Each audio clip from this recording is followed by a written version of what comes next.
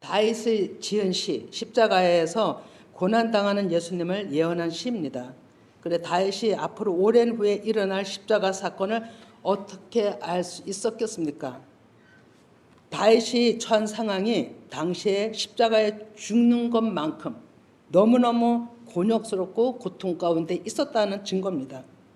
그래서 그 고통 가운데 하나님 아버지 앞에 재창조해 주신 하나님 앞에 감사하는 말씀이 오늘 이 2절 말씀입니다. 뭐 22장이 다 그렇겠지만, 그래서 이 말씀은 토라 안에 하나님의 영을 다시 깨닫고 하나님 아버지 앞에 그 서운함을 갖겠다는 겁니다. 그러니까 다윗 때에 이 말씀을 깨달아서 이렇게 적은 것은요, 어마어마한 다윗이 하나님과의 완전 교통이 이루어진 사람이에요. 이것은 그냥 우리 일반적으로 볼 땐 우리 보통 애기 나와서 젖 먹고 자라고 이런 거를 얘기하는 거지만 그게 아닙니다. 이거는 이게 무슨 뜻이냐면 나를 못해서, 이거는 하나님의 말씀으로 내 안에서, 마음 안에서 이런 뜻이고요. 어머니의 젖을 먹을 때 못해서 나오게 하시고 마음 안에서 하나님의 말씀으로 내가 태어나서 씨로 잉태가 되어서 출산해서 성령 세례 받고 나와서 이런 얘기예요. 이게 어마어마한 겁니다. 어머니의 젖을 먹을 때 토라 안에 있는 하나님의 영의 말씀을 먹을 때 제가 의지했습니다. 이런 얘기입니다.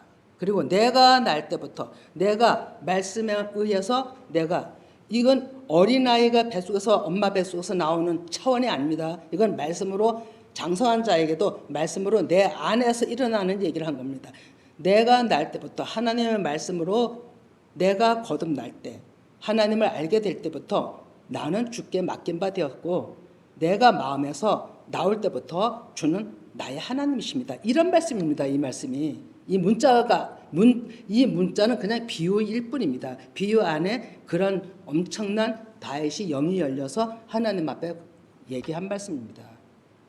이 말씀을 이제 이 예비교에서도 이제 주신 말씀을 가지고 다 이제 풀어나가는 것입니다. 그래 아주 중요한 얘기죠. 그리고 이 모태는 자궁이라고도 하죠.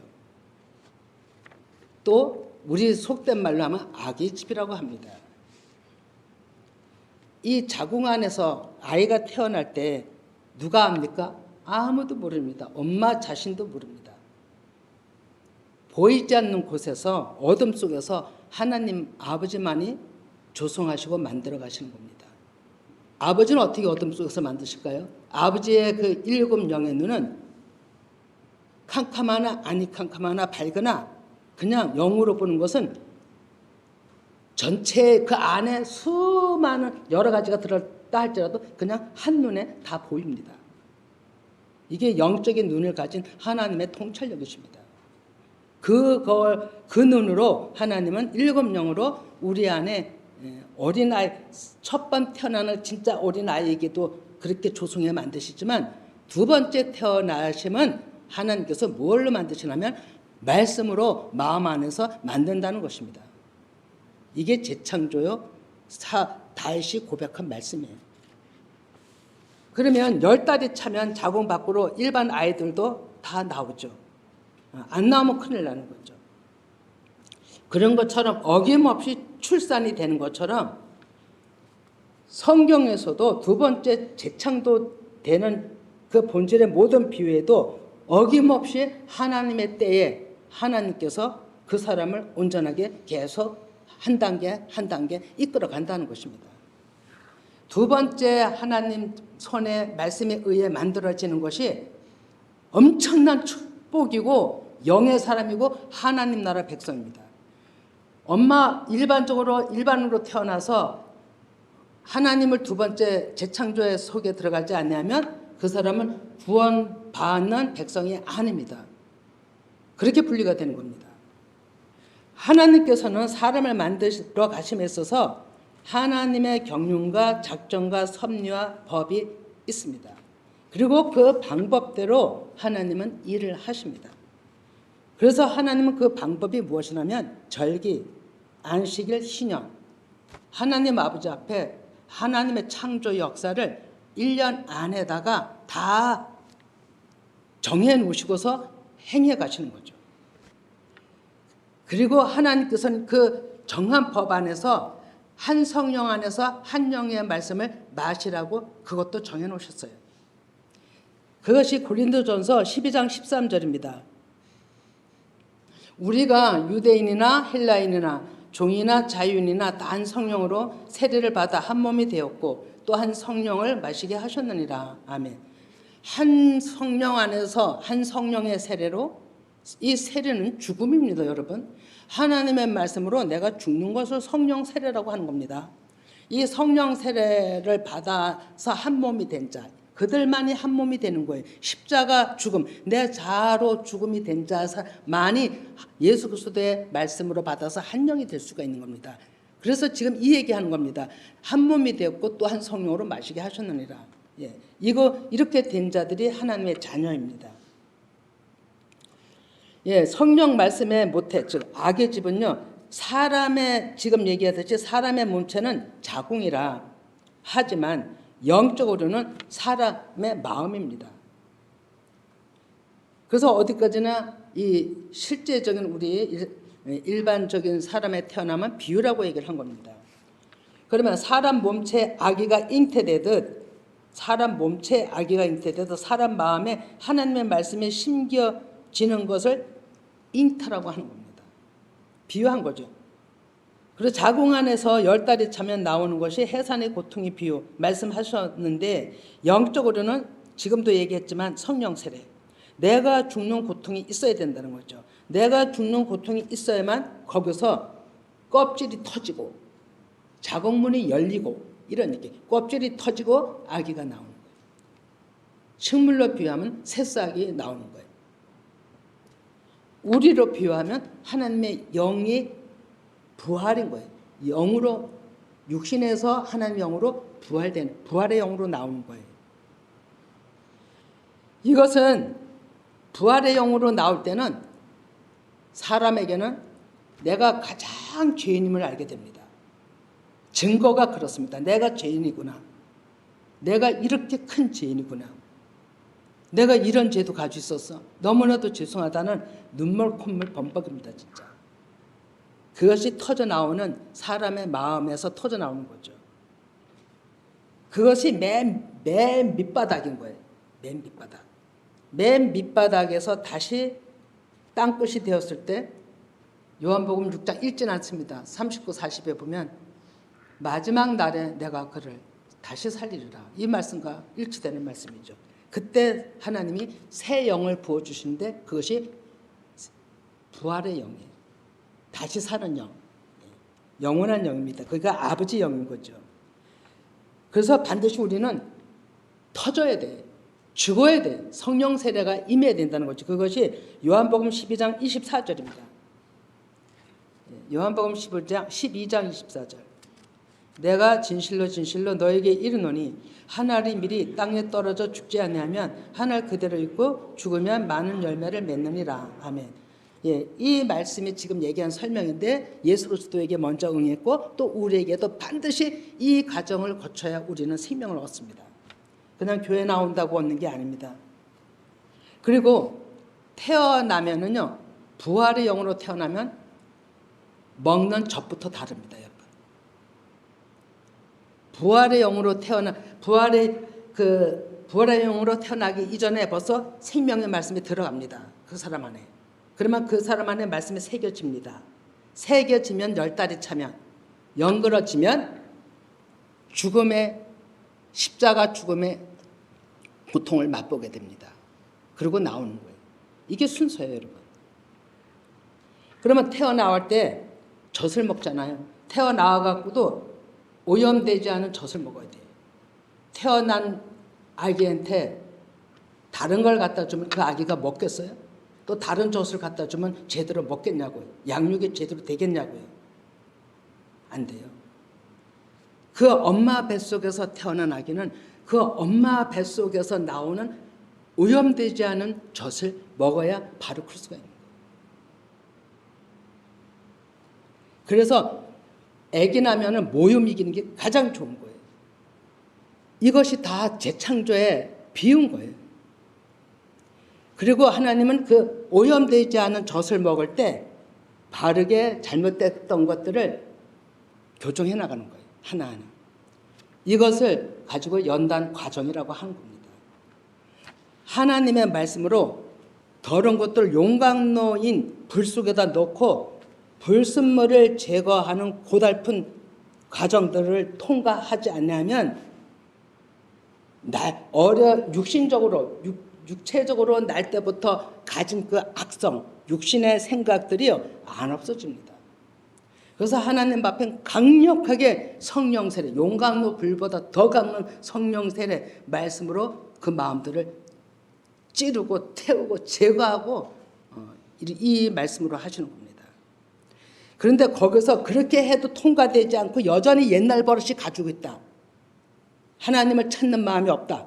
그러면 그 사람은 영원한 둘째 사망, 우리가 쉽게 얘기하는 지옥에 머물릴 수밖에 없다는 겁니다. 우리가 감사할 것은 두 번째 재창조, 다시 태어나는 것이 나 자신이라는 걸 알아야 돼. 남도 아니에요. 나 자신이에요. 나 자신. 그리고 하나님께서는 하나님의 영을 가진 심령들을 훈련시켜서 연단을 시켜서 하나님 또 때에 섬기는 자들을 먼저 부르십니다. 성령께서 사람을 통해 일하시니까 그렇습니다. 하나님으로부터 사명을 받은 자, 먼저 훈련을 받은 자, 하나님의 음성을 듣고 믿고 순종하여 시험의 과정을 통과하는 것이 너무나도 중요합니다. 그 통과하는 기간이 3년 6개월이라는 영적 의미를 가지고 있습니다.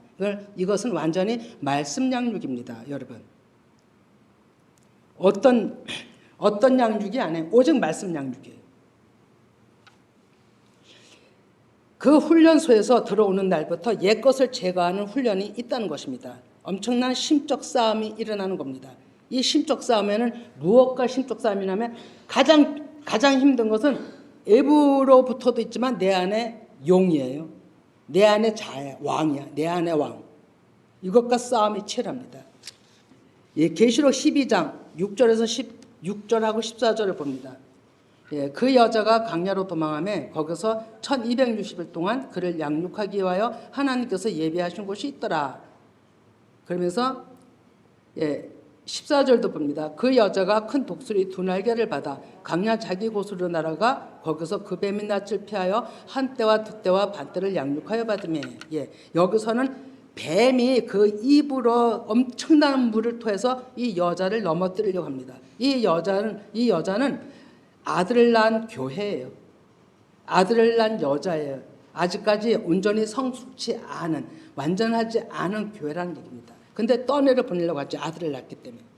그러면 그 먼저 6절에도 그 뒤에 보면 하나님의 아들, 하나님의 철장 권세로 말씀을 전할 자들이 준비가 되니까 이 안에서, 내 안에서 용이 난리 치는 거예요. 용이. 그것이 표면적으로는 상대적으로 나타날 수 있다는 거죠. 상대적으로. 용이 난리 치는 겁니다. 집어삼키려고, 자라기도 전에 잘라버리려고.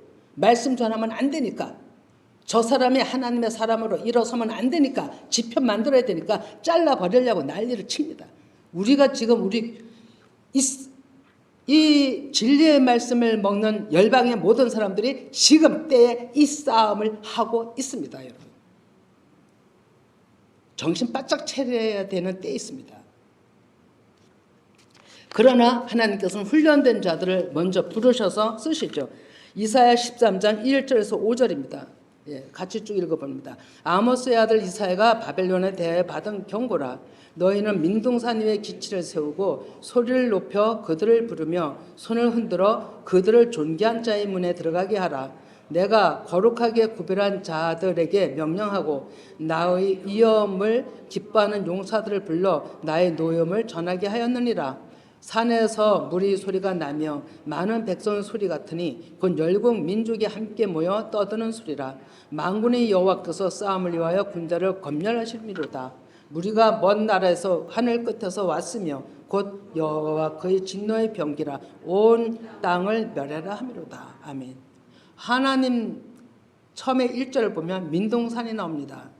1절에 보면 이 민둥사는 자기가 없는 마음, 자기를 잃어버린, 자기 주장대로 하지 않는 이런 사람을 민둥산이라고 합니다. 그런 민둥산, 자기 생각에 나지 않은 하나님의 말씀을 받아서 온전히 훈련받는 자들이에요. 이런 자들을 하나님께서는 불러서 먼저 또 들어온 자들, 또 뒤에 다른 자들을 조교노릇 하는 겁니다. 하나님께서 받아서 또 훈련시키는. 이것이 읽진 않지만 디모데후서 2장 1절에서 7절까지 말씀이 있습니다. 이렇게 하나님께서는 말씀으로 하나님께서 군대들을 검열하십니다. 훈련 장소에서. 그래서 저는 여기서 성령 도제교회, 성령께서 여러분들 각자 다루신다고 했기 때문에 하나님께서 저는 100% 하신다라고 보는 것입니다. 그러면 하나님께서 우리는 검열하실 때 인정받아야 되는 겁니다. 훈련 다 되지 않은 자 하나님이 검열하시겠습니까? 어느 정도 된 자들을 다루시는 거죠. 그리고 계속 이 훈련소에서는 계속 시험이 있습니다.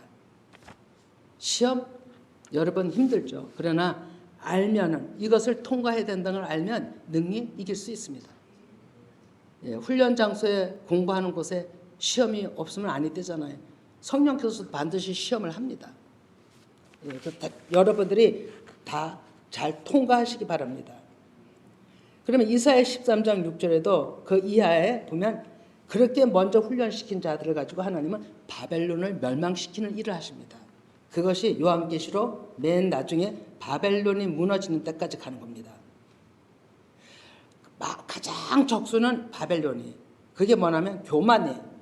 바벨론 교만이 교만 상징이 바벨론입니다. 근데 이 바벨론이 내 안에 용이에요. 이게 가장 나 안에 가장 힘들게 하는 게 용이에요. 바벨론이에요.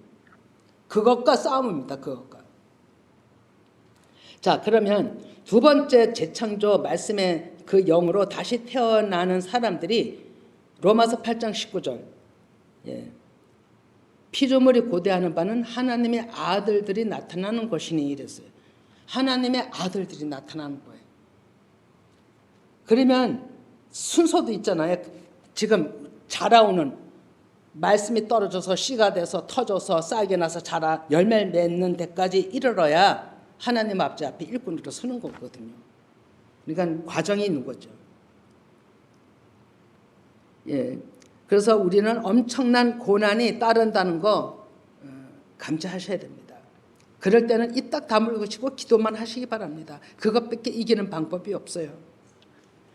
좀 막 반박하고 싶어도 오히려 반박이 사탄을 용을 더 죽여주는 일이 되고 그를 또 왕으로 세워주는 일이 되기 때문에 절대로 입으로 말하면 안 됩니다. 그래서 참아야 돼요. 하나님 앞에 기도만 하시기 바랍니다. 그래서 하나님께서는 그러한 자에게 빌보 2장 12, 14절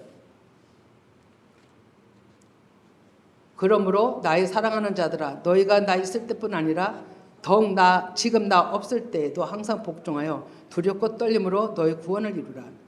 너희 안에서 행하시는 이는 하나님이시니 자기의 기쁘신 뜻을 위하여 너에게 소원을 두고 행하시나니 모든 일을 원망과 시비가 없이 하라. 아멘. 계속 여기 지금 오늘 하는 이 말씀들을 계속 제 마음 안에 다 있는 말씀입니다. 새겨졌기 때문에 없어지지 않는 말씀들입니다. 이렇게 하나님은 뜻을 이뤄 가십니다. 그리고 모든 일에 원망과 시비가 없이 하랍니다. 계속 소원을 두고 하나님의 어떤 뜻에 대해서 계속 목표를 가지고 계속 따라가게 하는 거예요. 하나님께서 이끌어 가시는 거예요. 그 영의 말씀이 다시 마음에서 잉태되는 이들에게는 성령께서 완전히 그 말씀을 이루실 말씀을 심어주시는 거예요. 마음에다 안 없어지게 하는 거예요. 그냥 완전히 새겨 놓으신 거예요. 그래서 우리는 감사함으로 하나님 앞에 나아가면 되는 것입니다. 사명을 주었어도 하나님께서 자기 생각대로 자기 길 가는 사람이 지금까지 얼마나 많겠습니까? 그러면 하나님께서 쓰질 못하십니다. 다른 사람 선택하는 수밖에 없는 거죠. 줬는데 이 사람이 끝까지 다른 길 가면 하나님은 그 자리에 다른 사람을 불러오실 것입니다. 저는 그것이 제일 두려워요. 그래서 놓치고 싶지 않아요. 어떻게 하든지 하나님 앞에 엎드려서 저 써달라고 하죠. 안 그렇겠어요? 그렇게 귀한 거를 알았으면서 그거를 자기 생각대로 빼앗겨버리면 얼마나 억울해요. 예, 시편 71편 5절에서 7절을 보면 주 여호와여 주는 나의 소망이시오 내가 어릴 때부터 신뢰한 이시라 내가 모태에서부터 주를 의지하였으며 나의 어머니의 배에서부터 주께서 나를 택하셨사오니 나는 항상 주를 찬송하리이다. 아멘. 예, 여기서도 이제 서두에 본문을 가지고 얘기한 것과 똑같습니다. 모태에서 내 마음에서 나의 어머니 토라 말씀입니다. 거기서부터 주께서 나를 택하셨다. 하나님이 토라 안에 영이에요. 하나님이 보이지 않는 하나님이 있어요. 그 하나님이 나를 택했다는 거예요.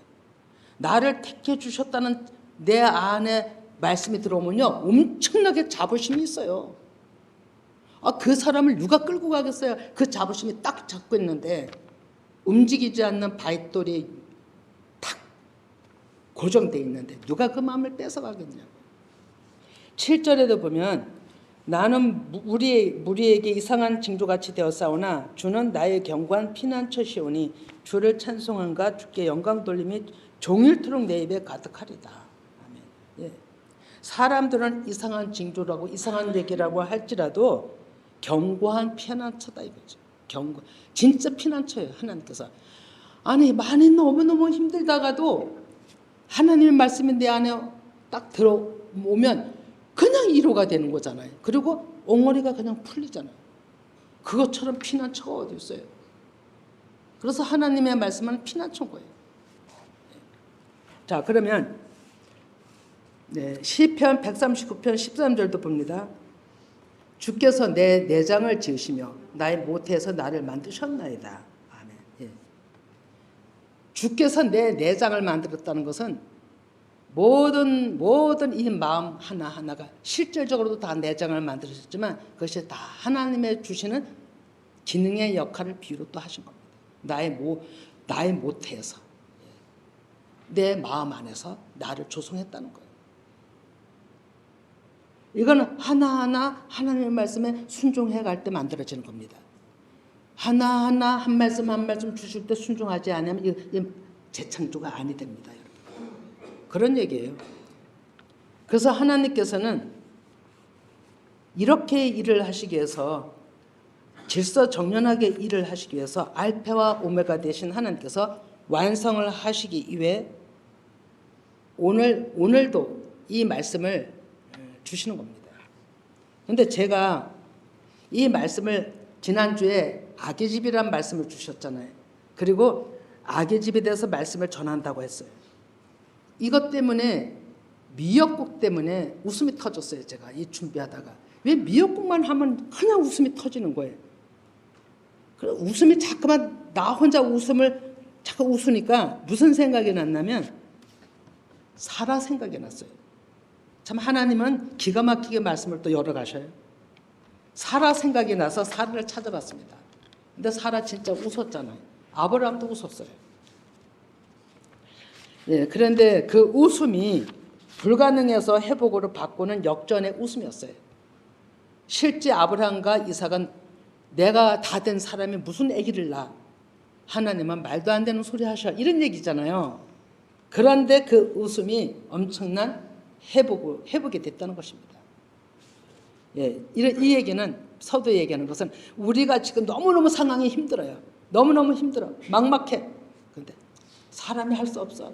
정말로 이건 하나님이 해주셔야 돼 라고 밖에 할 수 없는 상황 하나님께서는 그 힘듦을 역전으로 바꾸신다는 거죠. 그래서 불가능을 가능케 하시는 하나님의 말씀을 들어보시기 바랍니다. 창세기 18장 14절 여호와께 능하지 못할 일이 있겠느냐? 기한이 이를 때 내가 내게로 돌아오리니 사라에게 아들이 있으리라. 아멘. 예, 그랬더니 사라가 두려워서 부인하여 이르되 내가 웃지 아니하였나이다라고 여기서 얘기합니다. 그러니까 하나님께서 네가 웃었느니라 얘기를 하죠. 그 위에 보면 웃거든요. 사람 아브라함 듣고. 예, 그런데 이 얘기가 좀 더 살펴보면 엄청난 회복의 역사인 겁니다. 창세기 17장 16, 17 좀 봅니다. 내가 그들에게 복을 주어 그가 내게 아들을 낳아 주게 하며 내가 그에게 복을 주어 그를 여러 민족의 어머니가 되게 하리니 민족의 여러 왕이 그에게서 나리라. 아브라함이 엎드려 웃으며 마음속으로 이르되 100세 된 사람이 어찌 자식을 낳을까? 사라는 90세니 어찌 출산하리요. 하나님은 아브라함의 100세를 기다리셨어요. 하나님은 아브라함이 100세 완전한 수에 이르렀을 때 나이적으로도 기다렸는데 아브라함은 기다리지 못하고 70 몇 세인가요? 그때 이스마엘을 얻습니다. 80 몇 살인가? 하여튼 이스마엘을 먼저 보잖아요. 그러면서 이때 저에게는 하나님은 너에게서 난 아들을 주겠다 하는데도 아브라함은 저 이스마엘이나 하나님 앞에서 자라기를 원합니다. 이런 얘기를 하잖아요. 이랬을 때 아브라함은 그래도 나는 내게서 난 아들을 주겠다라고 이제 얘기하는 건데 여기에서 10절, 18장 10절을 보겠습니다. 18장 10절. 그가 이르되 내년 이맘때, 이건 내년 이맘때가요 절기예요. 그리고 그 17장에도 기한, 이게 절기를 얘기를 합니다. 절기 때 내가 반드시 내게로 돌아오리니 내 아내 사라에게 아들이 있으리라 하시니 사라가 그 뒤 장막에서 들었더라 이렇게 얘기를 하죠. 그리고 13장 14절 여호와께서 아브라함에게 이르시되 사라가 왜 웃으며 이르기를 내가 늙었거나 어떻게 아들을 낳으리 하느냐. 그러면서 14절에 여호와께 능하지 못한 일이 있겠느냐. 절기가 되면 내가 오면 내가 내게로 돌아오리니 사라에게 아들이 있으리라. 그 영의 움직임을 얘기하는 거예요. 보이지 않는 하나님의 영. 예. 그러면 이 기한은 좀 전에 얘기한 대로 모에드 절기에 오신다는 겁니다. 절기에 일하신다 그랬잖아요. 그런데 이 교회가 절기 따라 행하지 않는 게 너무너무 오히려 이상한 거예요. 이제는 이렇게 큰 약속을 가지고 있는데 모든 교회가 절기 따라 움직여야 돼요. 6월절 다음 아브라함에게 말씀하신 때는요 6월절 다음 초실절을 암시한 것 같아요. 왜냐하면 초실절이 첫 열매 대신 예수님을 얘기하거든요. 6월절은 고난과 부활이고 부활의 첫 열매가 예수 그리스도거든요. 그걸 초실절이라고도 하거든요. 그러니까 내가 그때 올 거야 이렇게 얘기를 한 거죠. 내가 절기 때 하나님은 절기를 정해놓으셨잖아요. 섭리 가운데 일하신다고. 이게 하나님의 생명을 살리는 절기란 말이에요. 그럼 내가 이맘때 올 거야. 이거는 절기. 내가 6월절 때 올 거야. 그래서 부활의 영. 그래서 아들이 낳는 거예요. 부활의 영은 아들을 낳는 거예요. 이걸 부활의 영이라고 하는 거거든요. 영으로 낳는 아들이 부활의 영이에요. 자, 그러면 그리고 돌아오린이라는 뜻하는 회개가 있어요. 완전히 하나님 아버지 앞에 나를 놓고 난 아무것도 아니다라고 죄인이라고 고백하는 자. 완전히 하나님께서 6월절 그때 돌아오리니 회개하는 자에게 하나님은 아들을 준다는 그런 의미도 있죠. 그리고 또 하나님께서는 창세기 17장 19절에 놀란 것은 이삭에게 내 언약을 세운다고 하셨어요. 그러면 하나님이 이르시되 아니라 내 아내 사라가 내게 아들을 낳으리니 너는 그 이름을 이삭이라 하라. 내가 그와 내 언약을 세우리니 그의 후손에게 영원한 언약이 되리라. 아멘. 예, 낳기도 전에 아브라함에게 명년에 내가 와서 아들을 줄 건데 그 이름을 이삭이라고 그래. 이름이 뭐나 이삭이 새싹이잖아요. 새 언약의 이름이에요. 이삭이라 하라. 그리고 내가 그와 내 언약을 세우리라. 무슨 언약? 영원한 구원의 언약이에요. 아브라함을 불렀어요. 그런데 아브라함은 모든 조상이 너의 후손이 되고 자녀가 되고 영원하리라고 믿음의 조상으로 불렀어요. 아브라함에게는요 믿음의 조상으로 불렀어요. 그래서 믿음의 의로 햇불 언약을 맺잖아요. 아브라함을 불렀어요. 그 다음엔 아들을 주시는데 이름을 이삭이라 하면서 내가 그와 구원의 언약을 맺겠다는 거예요. 예, 참 놀라운 것은 아니 이삭이 태어나기도 전에 이미 하나님은 다 작정이 된 거예요. 자, 그러면 아브라함이 내게는 이스마엘이 있다고 얘기했지만 하나님은 왜? 오직 아브라함에게서 나와야 되는 거예요. 이삭이. 그런데 이스마엘도 나왔잖아요. 그거는 약속한 아들이 아니에요. 미리 약속해서 네가 이스마엘을 낳아라 이런 게 아니잖아요. 사람 생각으로 난 이스마엘이지. 그거는 하나님 앞에 약속한 아들, 하나님의 씨가 아닌 거예요. 그런데 내가 잉태해서 명년에 아들을 낳게 할 거야. 그런데 그 이름을 이삭이라고 그래. 이 이름만 가진 그 계열이 구원의 씨예요. 그러면 이게 오늘날에 어떻게 되느냐? 우리에게는 이제 봅니다. 이제 그거를 이제 풀 건데요. 창세기 17장 21절에 내 언약은 내가 내년 이 시기에 뭐 해도 해요? 사라가 내게 아들을 낳은 이삭과 세우리라. 예. 낳은 이 언약, 구원의 언약을 이삭과 세우신다라고 예. 17장에서 두 번이나 얘기를 하시는 거예요. 자, 그러면 이것 때문에 이런 아들을 나이 늙어서 낳는 아들을 하갈과 이스마엘은 조롱을 했어요. 그렇지만 그 조롱이 엄청난 하나님의 승리로 역전이 돼서 엄청난 회복의 역사가 일어나는 거죠. 우리 올해 제가 잠깐만 입에서 회복 하잖아요. 그 회복하게 한 이유가 있어요. 로마서 9장 7절에서 9절 봅니다. 로마서 7장 9절. 또한 아브라함의 씨가 다 그의 자녀가 아니라 오직, 자 보세요. 오직, 이거 사도 바울이 깨달은 거예요. 이삭으로부터 난 자라야만 내 씨라 불리리라 하셨으니 그건 육신의 자녀가 하나님의 자녀가 아니요. 오직 약속의 자녀가 씨로 여김을 받느니라. 그러니까 약속의 말씀은 이것이니 명년, 절기 이때에 내가 이르리니 사라에게 아들이 있으리라 하십니다. 아멘. 정확하게 사도 바울이 깨달아서 이렇게 정리를 해놨어요. 그러면 중요한 것은 명년 때에 낳은 아들이 약속의 씨, 구원의 씨가 준비되는 하나님이 정해놓으신 법대로 모든 것이 행해져야 되는 거예요. 그럼 우리는 알고서 미리 공부를 하고 따라간다면 어려워요. 그런데 우리는 그냥 믿음으로 성령께서 일상생활에서 자연스럽게 이 안에 하나님의 영이 있는 자들은 그냥 인도해 가는 거예요. 그냥 우리는 생활하면 되는 거예요. 그 씨는 말씀의 영, 그 영은 하나님이 정하신 대로 이제 일하시는데 역사하시는 그 말씀이 그 씨가 반드시 싸게 그러니까 성령 세례 받아서 씨로 말씀의 씨로 우리 마음에 새겨지죠. 우리 무진장 많이 새기라고 그랬잖아요.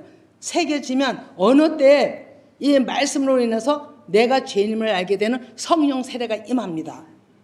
이 성령 세례가 임하게 되면 그때 그걸 하나님이 받으신 그 성령 세례는 곧바로 부활의 영 아들, 보이지 않는 영의 아들로 내가 어린아기로 하나님 앞에 있게 됩니다. 그러면 좀 전에 얘기한 대로 오염되지 않는 젖을 계속 먹어야지 그런 어린아이한테다 나이가 들어서도 이런 가정에 이건 영적 가정을 얘기하는 건데 어린아이한테 딱딱한 거 비질을 갖다가 미겨버리면 다른 섞인 모유를 갖다 먹여버리면 그 아이는 정상적인 아이가 되지 않는 겁니다. 망가지는 거죠. 제대로 못 크는 거죠. 이런 것처럼 이삭도 일을 겪었어요. 이삭이 왜 그렇게 이삭만 가지고 그렇게 자녀 씨라고 그랬을까? 왜 그 자녀만 꼭 그렇게 구원의 언약을 세운다고 그랬을까? 야곱도 안 세웠어요. 자, 제가 한번 정리해 볼게요. 아브라함은 믿음의 조상으로 불렀어요. 그리고 가나안 땅으로 들어오게 했어요. 가나안 땅은 약속의 땅, 하나님이 주시는 하늘나라를 상징하는 땅이에요. 글로 아브라함을 가게 했어요. 강을 건너갔다는 건 세상을 떠나서 하나님이 가라는 약속의 땅으로 갔다 하는 사람들은 히브리인이라고 그래요. 그래 아브라함을 히브리인이라 하거든요. 거기 가서 아브라함이 아들을 낳았어요. 이스마엘을 먼저 낳고 이삭을 낳고 구두라에게서 사라가 죽은 다음에 구두라에게서 여러 자식들을 낳았어요. 그런데 가나안에 머물는 땅은 이삭 한 사람이에요. 그리고 구두라 자식도 동방으로 이스마엘도 다 다른 데로 떨어져 나가게 살고 가나안에 머물게 한 사람은 이삭 한 사람. 그렇게 이제 아브라함이 그렇게 했어요. 그런데 그 가나안에 머물는 이삭은 놀랍게도 부인이 여럿 이 성경에도 보면 조상들이 다 부인이 여럿이에요. 그런데 이삭은 딱 리브가 한 사람이에요. 그리고 리브가 한 사람만 사랑했고 오직 하나님만 바라보면서 정말로 다른 사람들처럼 엄청난 고통 가운데 있지 않냐고 순탄하게 하나님의 일을 마쳤어요. 왜 그럴까요? 우유부단해서요?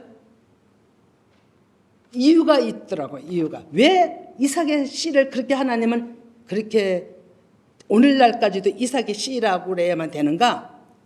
이거는 창세기 22장이 답이에요.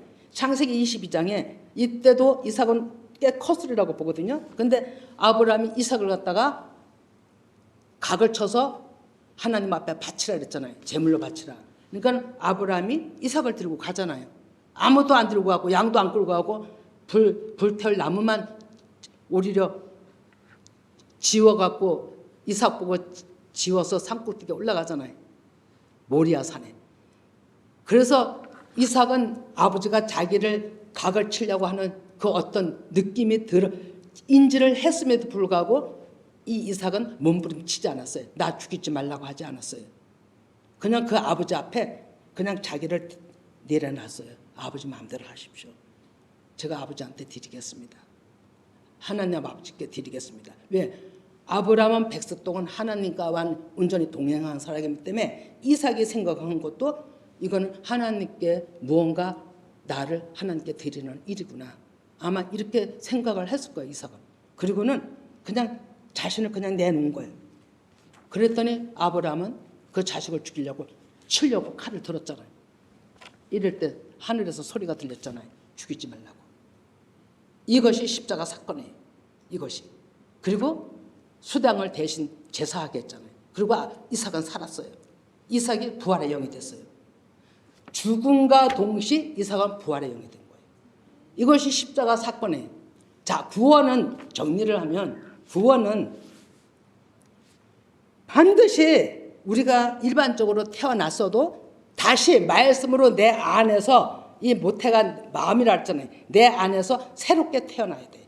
성령 세례로 육이 다 죽어야 돼. 그리고 태어나서 그러니까 모태에서 말씀으로 내 육신이 다 죽고 성령 세례로 내가 다시 태어나는 게 부활의 영이에요.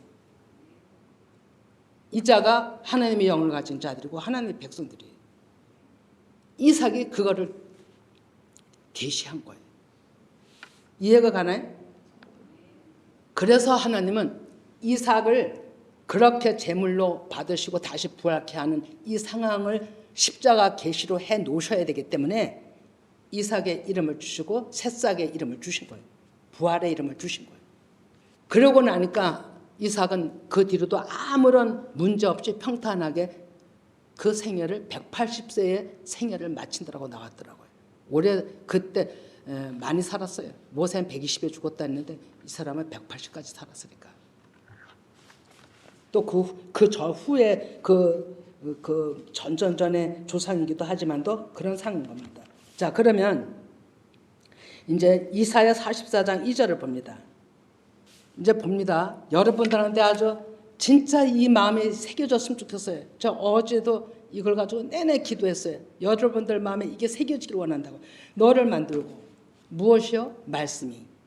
너를 못해서 마음에서 지어 낸 너를 도와줄 여호와가 이같이 말하노라. 예, 여러분들이 들으셔야 돼요. 나의 종 야곱 내가 택한 여수르나 두려워하지 말라. 하나님이 영이 들어가서 이렇게 택해진 부활의 영을 가진 사람들은 하나님의 백성이에요. 하나님의 종이에요. 자녀예요. 빼앗길 수 없어요. 그래.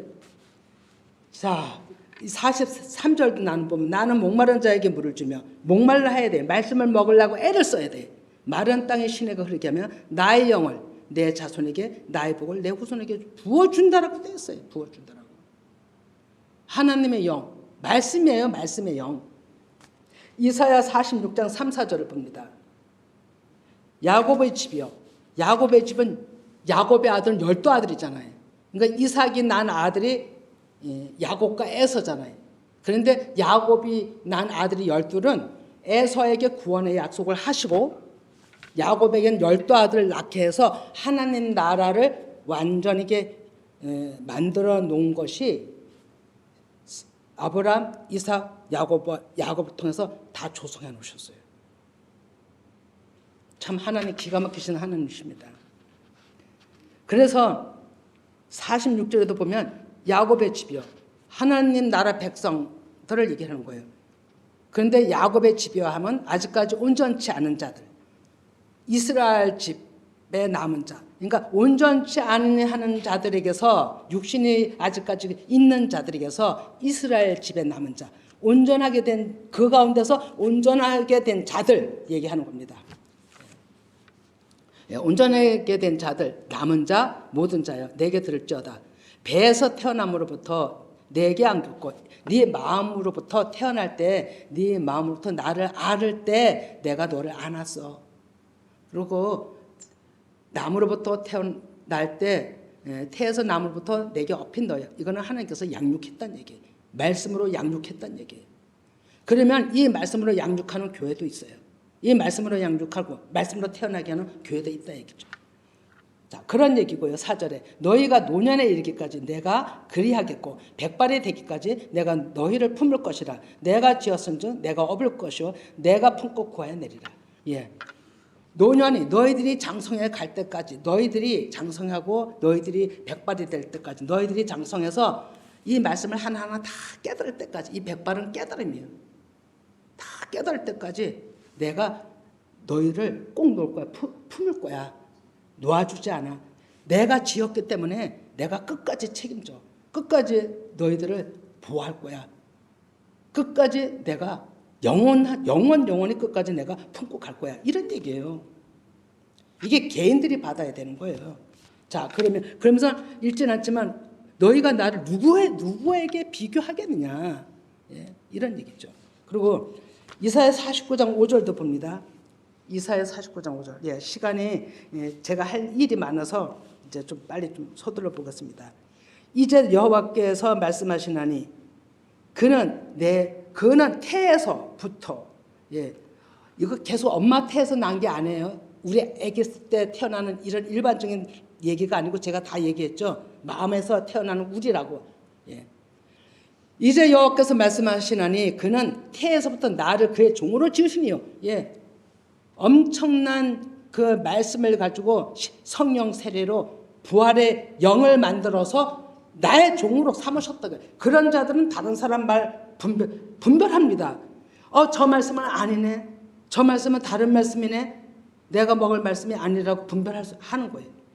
그의 종으로 지으신 이시오. 하나님의 종으로 지었다는 거예요. 그래서 오염되지 않는 말씀을 태어날 때부터 먹어야 돼요. 오염되지 않는 말씀을 계속 먹으면 태어날 수가 없어요. 아니, 오염된 말씀을 먹으면 태어날 수가 없어요. 근데 오염되지 않는 말씀을 먹어야 새롭게 태어날 수가 있어요. 그러면 야곱을 그에게로 돌아오게 하시는 이시는 온전치 않았던 야곱, 약복강 이전의 야곱을 돌아오게 하시는 것은 회개하게 하는 거는 이런 얘기예요. 그럼 이스라엘이 그에게로 모이는도다. 회개한 자들이 이스라엘이잖아요. 그들이 하나님께로 돌아온다는 거예요. 마음으로 다 돌아오는 거예요. 몸으로 돌아오는 거예요. 실질적으로 하나님 앞에 말씀 앞에 돌아오는 거예요. 회개예요. 내가 죄인입니다. 내가 몰랐습니다. 이런 거예요. 이스라엘이 그에게로 모이는도다. 그러므로 내가 여호와 보시기에 영화롭게 되었으며 나의 하나님은 나의 힘이 되셨도다. 오지 말래도 오는 거예요. 분별이 안 돼. 저쪽 말씀이 아무리 좋아도 말씀에 생명이 없으면 일이 안 일어나요. 증거는 진리는 내 안에서 일이 나타나요. 일이 안 나타나고 그냥 맹숭맹숭하고 그냥 아무렇지도 않으면요. 그건 일하는 게 아니에요. 진리가 아니에요. 생명이 아니기 때문에 그런 거예요. 자, 그러면 이제는 때가 이사야 60장 4절 봅니다. 이사야 60장 4절. 내 눈을 들어 사방을 보라. 무리가 다 모여 내게로 오느니라. 내 아들들은 먼 곳에서 오겠고 내 딸들은 안기어 올 것이라. 예. 이게 우리 개청 예배 드리던 첫날에 드리는 말씀이거든요. 언약의 말씀인 거죠. 사방을 보라. 무리가 다 온다 이거예요. 때가 되면은 하나님께서 하나님의 영이 있는 자들 오게끔 돼 있는 거예요. 모이게끔 돼 있는 거예요. 영이 있는 자들. 내 아들들은 먼 곳에서 오겠고 내 딸들은 안겨 올 것이라. 이거는 무슨 얘기냐? 아들들은 스스로가 그래도 깨달아서 찾아오는 자들이에요. 찾아오는 자들. 근데 내 딸들은 안겨 올 것이라는 것은 딸들은 아직까지 연약한 자들이에요. 그러나 그 안에는 영이 있어. 그거를 인도하여 오신다는 얘기가 안겨 올 것이라고. 엄마 품에 또 같은 동료들 품에 더 먼저 된 사람들 품에 같이 하나님의 말씀 앞으로 온다는 걸 얘기하는 거예요. 이게 구원인 거예요. 이 말씀이 지금 이 시대에 열리고 있는 겁니다. 그래서 제가 한번 정리하고 이제 제가 좀 나눌 얘기가 있는데 일단 이제 요거를 정리하고 맞춰보겠습니다. 다시 한번 말씀드리면 가장 우리가 잊어먹지 말아야 될 것은 내가 악의 집이에요. 내가 악의 집. 그리고 내가 자궁이고 못한 거예요. 그러니까 지금 우리 실제 아기 낳는 이런 거는 비유라는 거죠. 그리고 내 안에 아기는 뭘로 태어나냐면 말씀의 씨라는 거예요. 말씀의 씨. 내 마음 안에 말씀의 씨가 들어와야 돼요. 그래 말씀의 씨가 들어오면 싹이 10달이 때만 트잖아요. 이것은 성령 세례, 성경적으로는 성령 세례. 세례가 죽음이라 그랬잖아요. 완전히 물속에 들어갔다 나오는 거거든요. 다시 사는 거예요. 성령 세례가. 그런 의미를 가지고 있는데 그것이 반드시 있어야만 이 자궁문이 열려요. 아기가 나오듯이 마음에 해기가 터져요. 그런 자가 하나님의 영을 가진 자들. 그러면 그 영을 가진 자들은 태어나갖고도 진리를 먹어야지 비진리를 먹으면 금세 잘리켜요. 금세 망가뜨려요. 금세 세상 쫓아가요.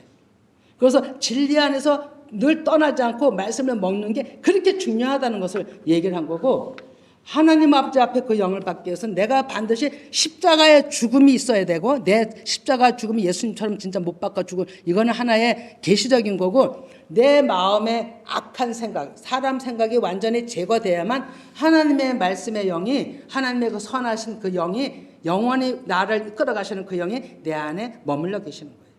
이것이 구원이에요. 그런데 이 구원을 누구한테 했냐면 이삭과 했다는 거예요. 이삭과 했다는 거예요. 그래서 오직 이삭의 씨만이 명령에 약속한 그 씨만이 하나님의 자녀라고 하는 거예요. 이게 성경의 구원의 완전 전체적인 패턴이에요. 자, 기도합니다.